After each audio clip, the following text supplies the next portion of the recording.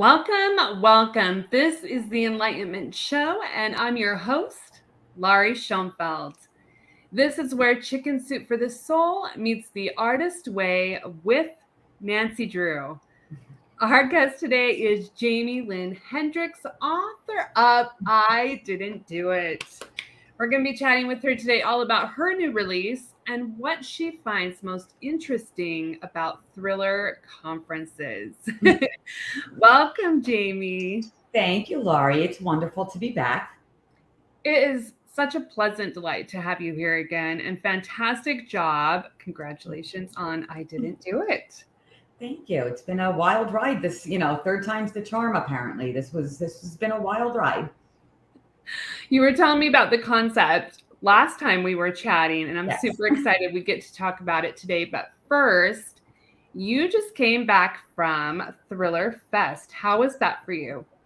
I love Thriller Fest. It's like, all the Mohammeds go to one mountain type place. So everybody that you chat with daily, bookstagrammers, authors, agents, everybody that you interact with on all of the socials where everybody's already promoting each other. And, you kind of feel like you're already friends. So every time you meet somebody, it's just like a million hugs. And it's like you already know everything about, what their pets' names are, what their kids' names are, and, how they, like what their method is. And it's just great getting everybody together and just, for a couple of days, kind of blowing all of that off and just being like, you know what, we're not around our pets, our kids, we're not around our works in progress. We're just around each other.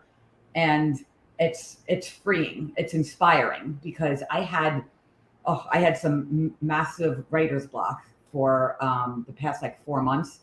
And as soon as I got back from Thriller Fest, I already wrote 10,000 words. So it's kind of just, just being around all these, wonderfully intelligent, women and a couple of men, but it's mostly women.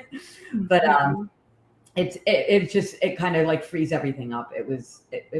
It's always a great experience, but this time I really, really needed it. So it was even better. There's a collective energy. Do you feel like from being online, you get to know people really well as writers, but then it's almost like you already know them, but there's a different energy when you get to just wrap your hands around them and be like, yes, I know you, but here you are. I know you, I'm hugging you. And now we're going to like have a glass of wine and we're going to just, and then like, yes, are most of our conversations regarding writing? Probably, but not in the way that we have to when we're like promoting or active. Like, it's just like, oh, what's going on with you? What's going on with you? How are you dealing with this? It's a different type of interaction, even though a lot of, our interactions anyway are revolving around writing. It's better because, you get to hold someone's hand if they need it. You get to, like you said, you wrap your arms around them. It's wonderful and it's social and everybody's kind of going from here to there and going a million miles an hour. And you're running past people that, you'll see their name tag or you'll recognize their face as you're running to one place and they're running to another. And it's like, but you stop, you hug, and then you're both late to somewhere and nobody cares because we got to see each other. So it's just a wonderful supportive community. It really is just the greatest thing I've ever been a part of. Mm-hmm. Can you share with our listeners and viewers what I Didn't Do It is all about? Yes. I Didn't Do It takes place at Murderpalooza, which is not Thriller Fest. It's Murderpalooza.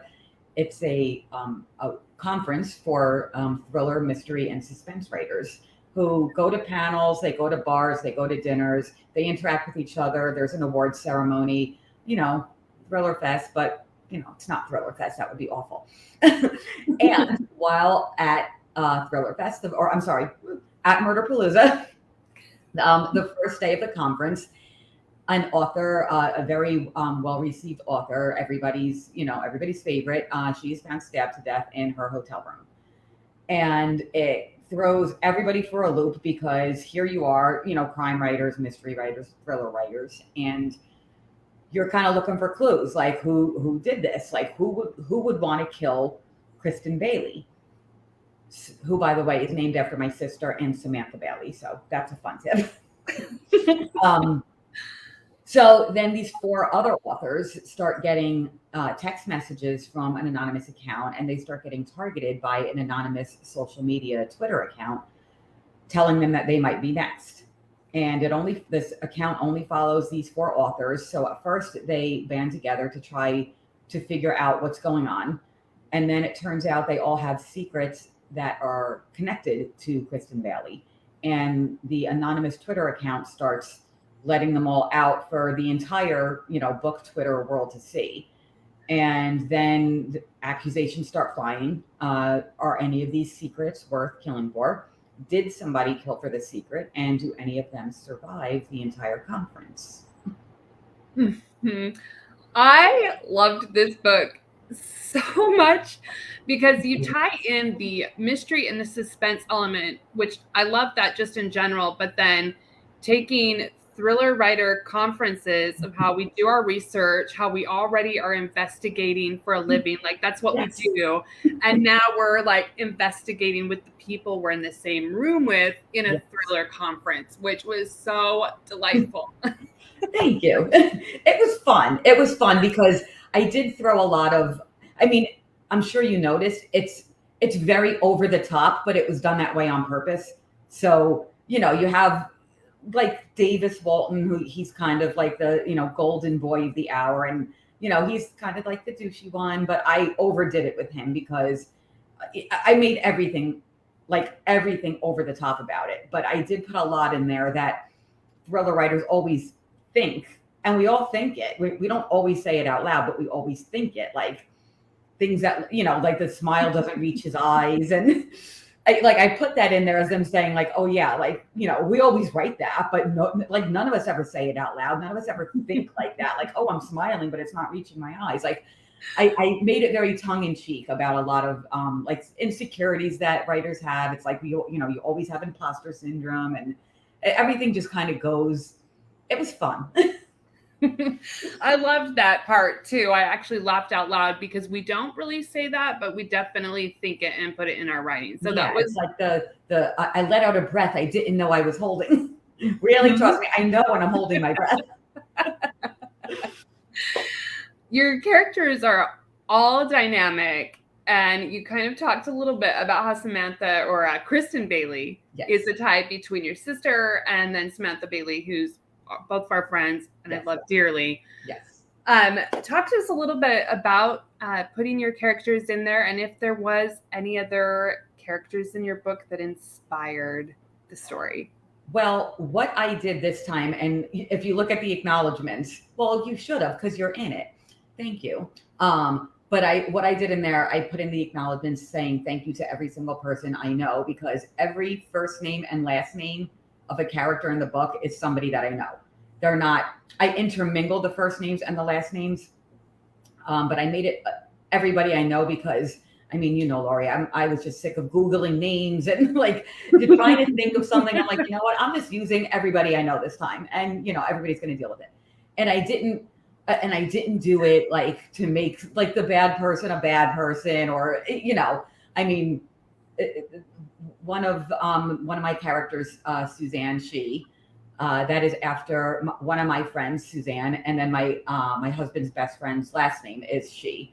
So I like the character was dreamed from there, and like she was fun. She was a little wackadoo, but my friends and my husband's friends are not wacky. They were like, they loved to see it out there. So I did marry all of that stuff. And the way Kristen Bailey was actually born, I actually had her name originally being Kristen Henry, and that's my sister and my father. And during the first round of edits, my editor said it sounded too much like Kristen Hanna, a super famous author. So she said, we don't want to get people confused with Kristen Henry and Kristen Hanna. So can you change her name? So then I was like, and me and Sam have always, joked about how we would want to kill each other in a book. So I'm like, I'll just make it Kristen Bailey then. That's easy enough. So that was fun. And of course,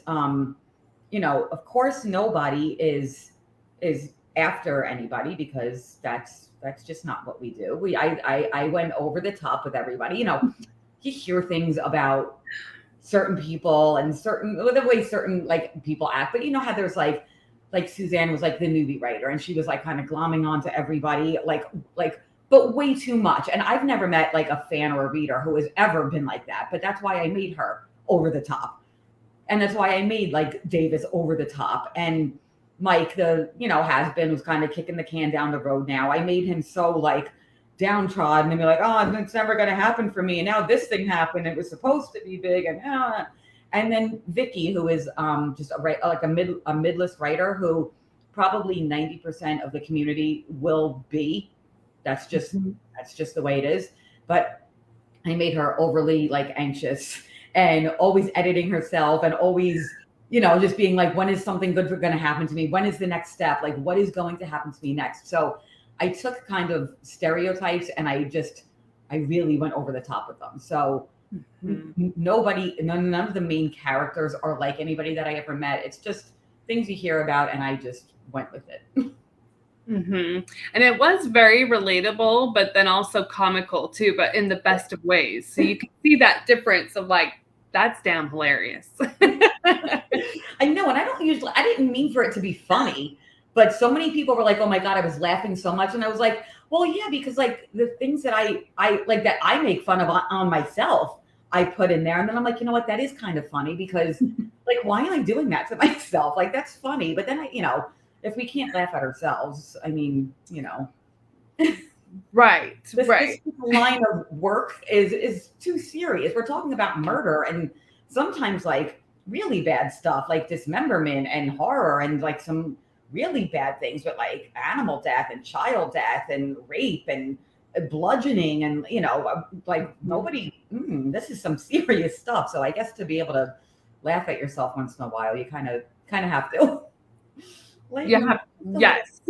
Yes, you have to have something to keep you moving and laugh about the situations because they can be very dark and hard sometimes. Where did you first get the idea that came in, or what was the first idea that came in where you're like, I want to pursue this concept for a story? Well, this is actually really where it came from. I got my book deal in July of 2020. 2020. And my debut came out in May of 21, and everything was still locked down, and like mostly everything was still locked down and closed, and like there was no release party, there was nothing.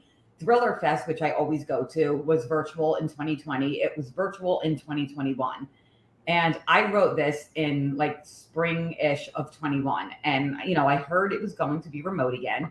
And I was like, I'm tired of Thriller Fest being remote. Like, I want to go because what did I tell you? It's just, you get inspired. You're with your people. I need to hug them and be around them. And, and I missed it. And I said, I'm just going to write about Thriller Fest. Like, what can I do in Thriller Fest? And I was like, I'm like, murder, people who write about murder. I could murder someone at Thriller Fest. That would be so fun. It's so fun. I know. I murder somebody. It's so fun. But I just took that idea and I went with it. And I kind of had the idea of how I wanted it to go. And then I kind of made these characters go around. Like I had the idea and like kind of the plot twist first. And then I made the characters come to life around it. So they were kind of secondary, even though it ended up being a very character-driven novel. It was plot-driven to start off with, but it ended up being pretty character-driven. So that was a fun little twist on my own. A little twist that I didn't even see coming. Writing murder is fun though, Jamie. Those questions of like, okay, well, this sounds so simplified. How can I twist this whole entire story in a way that is scandalous, or there's murder, or there's lies, or secrets? And like I said, one of my characters even said, that there is a running joke between thriller authors that if we ever get arrested, just, tell the FBI or whoever, like, I'm an author. You can look at my search history because it's going to be dark. There's some bad things in there, but it's because I'm a thriller author. So, all bets are off. We're creepy. We are totally creepy. So let's go into that, Jamie. What would be on your Google search when you wrote, I didn't do it? Oh, when I wrote, I didn't do it. Well, I don't think I really had to research anything there. I mean, you read it, so you know how it goes. Um, but everything else, I kind of had already. It's about it, like I knew about like agents and editors and how the publishing process works and how like I didn't really have to like in other books I've had to research, you know, poisons and how long it takes somebody to die if you kill them a certain way and what ailments happen when somebody is, you know, how do you, you know, if you have amnesia, how long does that last? What are the different grades of it? If you whack somebody over the head, are they going to, you know, if they're bleeding out, are they going to recover? If you, oh, I did read something. I did research one little thing, where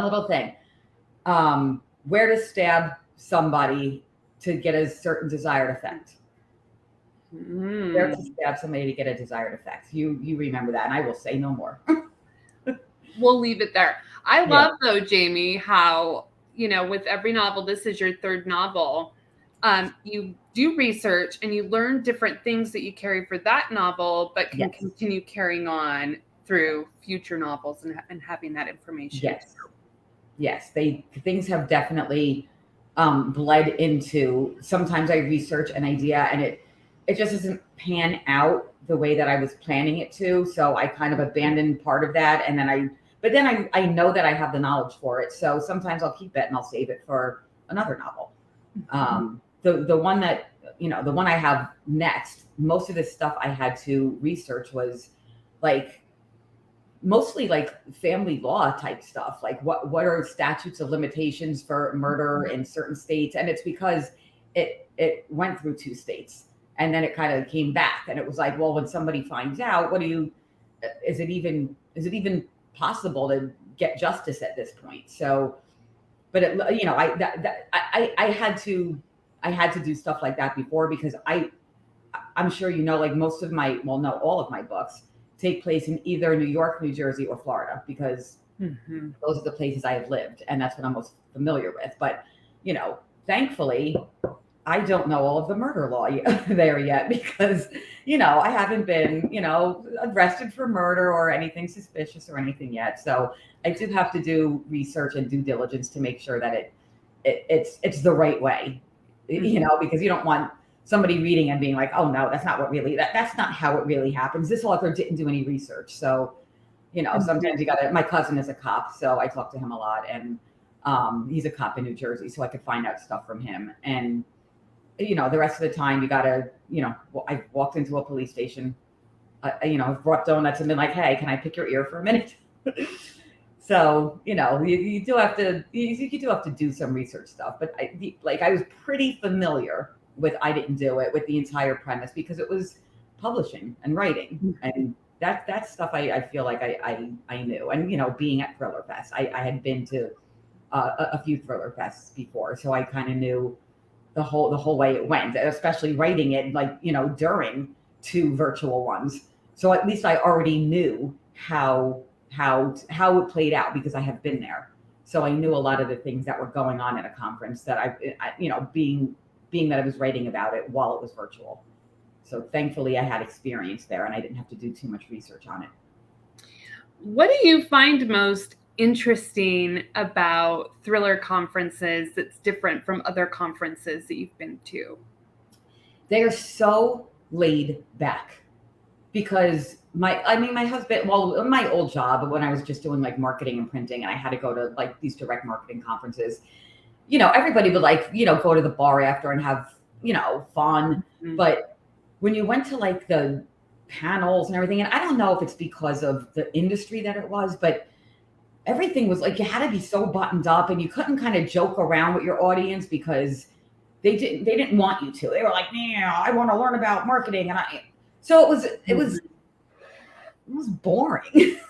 And like my husband had gone to, like, he was in finance and he did a bunch of, you know, financial conferences, and same thing. Everybody will have fun when they go to the bar when it's done. But, you know, he said he was on panels and it was just like, well, you know, you have to talk about finance and investing. Like, people don't want you joking. Like, that's their wallet. That's how they pay their bills.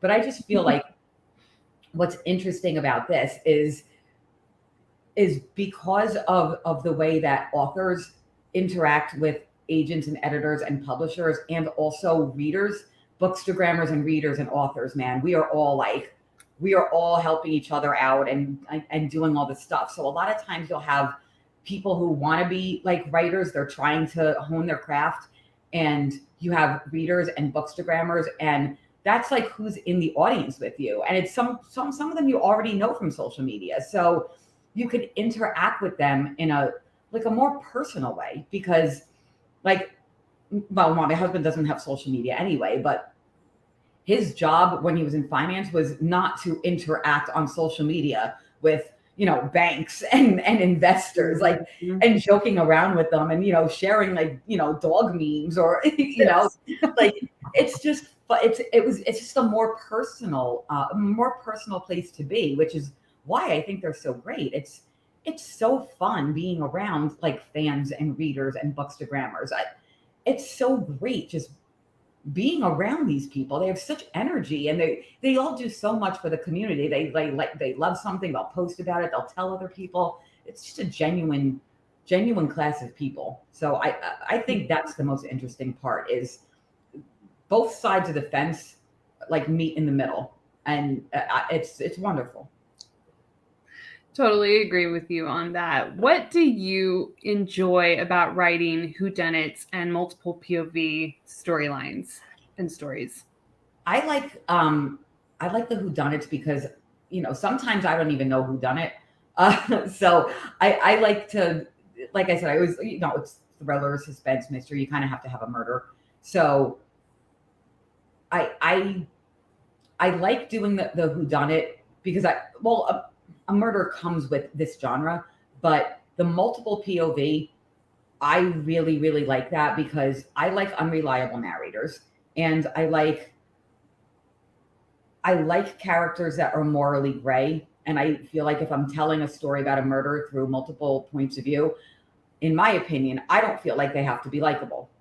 I just don't. I find they're more fun to write when they're not. And when I'm reading a book, I think they're more fun to I love when somebody is just an awful character. It doesn't mean I'm rooting for them. It doesn't mean I'm rooting for them to win. It doesn't mean I'm rooting for them to get away with anything. But I do love reading those characters. They make me smile because then I want to see them get their comeuppance at the end. But I'm not rooting for them to win. Look at Joe Goldberg. I mean, this guy is awful, but one of my favorite characters to read because he's just so insane. He's completely insane. I'm not rooting for him, but I am a little bit because he's interesting. He's well read. He's good looking. He's smart. He's savvy. Why would I not want to read him? The way his voice is written is perfectly done. He's a psychopath and a maniac, but so what? I'm reading a thriller. I'm not reading a romance novel. No matter what he thinks he is. He thinks he's just romantic. No, you're a psycho. You're a psychopath. But do you find that interesting, Jamie, of how he thinks that in his own mind he's a hero, and you're he's a psychopath? So trying to answer those questions of how did you get here? How do you see yourself this way, and where did that begin versus how someone else may see you and how you're presenting yourself? The first book I wrote, way, the ones that will never see the light of day. It was women's fiction. It wasn't chick lit, but it was women's fiction. It was, it revolved around, a job, a relationship, a girl in her 20s, not click-clacking through the city looking for love. It just, she met somebody, she had a relationship, she was unsure of her career, she was unsure of she didn't get along with her parents, and and then she had a best friend, and things, the way it just worked out, it ended like women's fiction ended, except I killed somebody. I killed a main character, and I loved it. I loved it. And then I said, I think I actually, because it was such a twist that nobody saw it coming. And then I was like, oh, I like twists. I'm like, I want to do twisty stuff now. I don't want to just write about, something that just, it goes here, has a character arc, and it ends. So I started reading a lot of mysteries and thrillers and suspense. That's all I read. And I read 3 or 4 books a week. And I just loved the twisties and the trying to figure it out. And when a book gets me and it's like, wow, I did not figure that out. Like, I'm just like, wow, I love it. And even when I do figure it out, I don't care as long as I figured it out for the right reasons. Like, I don't like books where at the end it's just like, oh, the mailman did it. And then some people are like, oh, I never saw that coming. Well, why would you? The mailman was never in the book.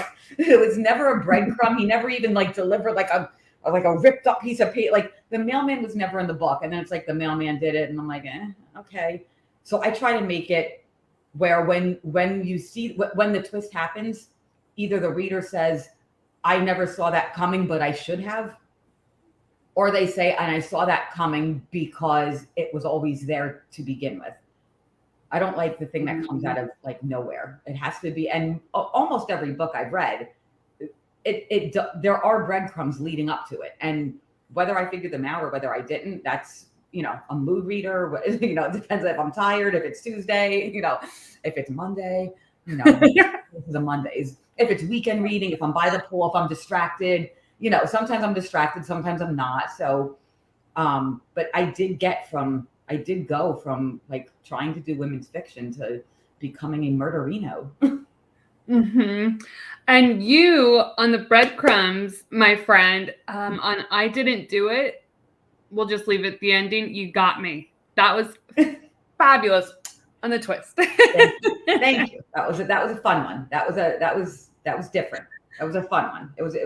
I thought it was interesting. Mm-hmm. Offline, I'll tell you a different idea that I had about who it was. But I'll tell you that offline. Because yes. Read the book because the twist is fantastic, and you'll understand once you read it. We can have a conversation together with Jaime, but we're going to turn it to the inner child question segment. Are you ready, Jaime? Yes, I am. I think. What did you love to create when you were a kid? Oh my God, I loved Legos. I had my parents, I had this like thing that was like, they had, you were supposed to make a mansion out of it. And it had like two pieces that were, you could either stack them on top of each other or put them next to each other. And then it had like Lego windows and Lego doors. And then it had just a bunch of Lego pieces where you could like section off rooms and all that stuff.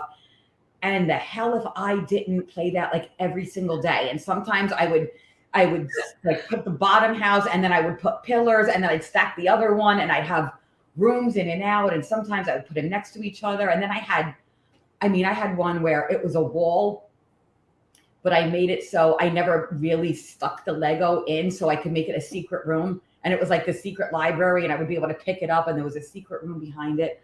I loved doing stuff like that. I loved creating like little housey things. I should have been an architect, but you're still sticking with the putting pieces together, that you enjoy doing that. Oh my goodness, I never thought about it that way. You're sticking with that part. I am putting blocks together and taking them apart, and I'm hiding things. Oh my goodness, you're right. This is inner child. That was good. Wow, that was like therapy right there. With your secret rooms too, because we all gotta have our secret rooms. I know. That's my goal for when, because we're in a townhouse now. Where eventually we'll get a house because we moved down here kind of on a whim. But when we get the house, that's like my thing. I want like the wall of books that pushes in, and then that's where like my office is. That's what I want. So I'm gonna do it one day. I'm definitely doing it. My Lego said so. You once that happens, you send me pictures and I'll absolutely. I'm gonna put that everywhere. I'm showing that to everybody. It's like my pride and joy. Like, look at my secret library room. It's happened. Yes. As a teen, what was something you got caught in that was a lie? Got caught in that was a lie? Mm-hmm. Well, I used to I used to cut school a bunch because that's what we did. And we never actually there was this big thing. A bunch of us used to go out to breakfast. We would go to Perkins because if we signed in late, as long as we were there by 10:29 a.m., we would get to sign in late, which was the end of third period. So then it would just be a late. and it wouldn't be counted as an absence, and the school wouldn't call our parents. So when we would get dropped off at school on time, and then somebody in a car, so we would all get in and we would all just leave school and go to Perkins. And when the report card came, it was like, my mom was like, why do you have 26 late? I drop you off like every single day. Why are you late 26 times? And I'm like, oh, I don't know. I'm like, sometimes, we're just talking outside. And, if you're 5 minutes late to homeroom, they call you late. And she's like, okay, but like, why are you outside? It's winter. It's New Jersey. Why are you outside? And I'm like, I don't, because we were getting fresh air. We were just taking a walk, taking a walk, I don't know, blah, blah, blah. But there was the one time I got my hands on a slip that that they signed for you when you got signed out of school. I got my hands on a slip and I cut the rest of the day. And my French teacher the next day, she was like, "Oh, Jamie, you have to go to the office." And I was like, "Why?" She was like, "Because you cut yesterday." I'm like, "No, I didn't." I'm like, I had the slip signed by Mrs. whatever her name was. She was like, "Really? She signed it for you yesterday?" I said, "Yeah." She's like, "She's been on vacation this week." I was like, "Okay," because I had a pre-signed one. Yeah. So I called my mother and I begged her to say that she wrote me a note and that somebody just must have taken the extra thing. And I begged her and begged her and begged her. And I told her I would not cut on senior cut day if she would just do this for me. So she called the office and said that she did. And I got punished. I didn't get to cut senior cut day.